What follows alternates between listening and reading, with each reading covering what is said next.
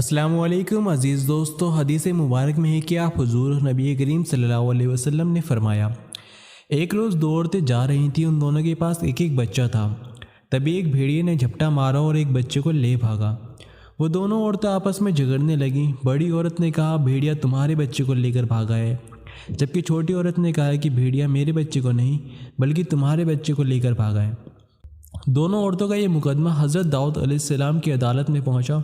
حضرت داؤد علیہ السلام نے بڑی عورت کے حق میں فیصلہ سنایا۔ دونوں عورتیں حضرت سلیمان علیہ السلام کے پاس پہنچی۔ تب حضرت سلیمان علیہ السلام نے فیصلہ سنایا کہ ایک چھری لے کر آؤ، میں اس بچے کے بیچ میں سے دو ٹکڑے کر کے ان میں سے ہر ایک کو آدھا آدھا دے دوں گا۔ اس فیصلے پر چھوٹی عورت جو کہ اس بچے کی حقیقی ماں تھی، وہ چیخ پڑی اور کہنے لگی، اللہ تعالیٰ آپ پر رحم کرے، ایسا نہ کیجیے، یہ بچہ اس بڑی عورت کا ہی ہے، اسے ہی دے دیجیے۔ حضرت سلیمان علیہ السلام سمجھ گئے تھے کہ یہ بچہ اسی چھوٹی عورت کا ہے اور وہ اس بچے کو قتل ہونے سے بچا رہی ہے، اور اپنی ممتا کی وجہ سے یہ بچہ بڑی کا ہے ایسا کہہ رہی ہے۔ حضرت سلیمان علیہ السلام نے اسی چھوٹی عورت کے حق میں فیصلہ دیا اور بچہ اسی چھوٹی عورت کے حوالے کر دیا۔ اس لیے اللہ تعالیٰ نے حضرت سلیمان علیہ السلام کی تعریف کی اور فرمایا، یہ علم خاص ہمارا ہی عطا کیا ہوا ہے۔ اور پھر اللہ تعالیٰ نے حضرت داؤد علیہ السلام کی بھی تعریف کی۔